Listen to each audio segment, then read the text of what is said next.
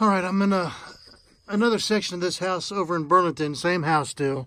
This is another section of, I want to take another little video and a few pictures though of like the area here. This is an older house down in Burlington, and as you can see, they never had any kind of plastic, no vapor barrier, no kind of moisture control. And on top of that, they actually put some skirting around the foundation. So like the same kind of stuff you see in a trailer or something, the underpinning. They put that around the whole foundation. Matter of fact, I had to remove some of that, take some of it off, just to find the crawl space access door. I'm not sure if they just didn't ever want anybody to come in here and look at this or not, but so that blocks off all the vents. There's no airflow, and of course, you know, this situation now is too late for all that. Now you're going to have to control this environment. You're going to have to see all of this insulation. You can see it's kind of like dripped down and fallen down. What happens is the water evaporates from the ground, and it gets into the vapor barrier. It gets gets into the insulation. The insulation gets wet and it gets heavy, and then it starts pulling down. And that's what's going on here. Now, this insulation has all been wet. This insulation is all ruined. This has got to be ripped out of this crawl space. There's no reason to keep this insulation in here. Even if you get the crawl space dry, you still need to just get rid of this insulation. It's not doing you any good. So in a house like this, you're going to have to remove all the insulation. You're going to have to at least do a vapor barrier with a seal up the vents and do a dehumidifier. Probably needs a sump pump too, honestly, with the standing water. But this is definitely not just a vapor barrier fix. It's not just a plastic fix. Years ago, since there's no plastic, we would just tell them, okay, well, you need a vapor barrier.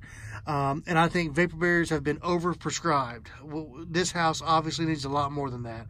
Of course, it needs a termite treatment. These right here are termite tunnels. They're actually hanging down from the floor joists. And this is pretty much all over the house, the entire house.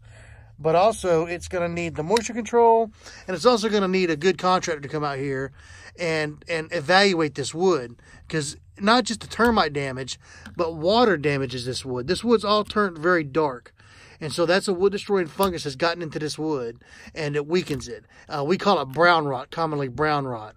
But this right here is a floor joist, and this is what's happened to it. I mean, you shouldn't be able to just tear apart a floor joist.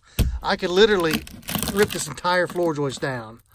So that's see, that's what I just did to that floor joist, because it's completely rotted.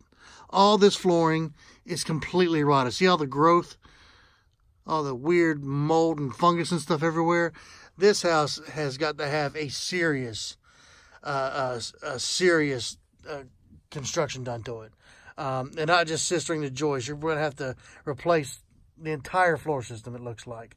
The support girder and everywhere else. So this is one when we do these inspections, we got to be very careful, list everything thoroughly, and make sure we're communicating to the buyer that this is a serious situation. You can't just overlook this. This has got to be further evaluated by a contractor and maybe even a structural engineer. You cannot take this situation lightly. Because you never know what in the future. Maybe you'll deal with this and you'll do some small repairs, but whenever you ever try to sell this thing, people might think differently. And besides, if you don't stop this moisture and this rot, there ain't going to be much left of this floor system. So this is a really, really bad one. And things like this, we got to take serious and make sure it gets to the next step.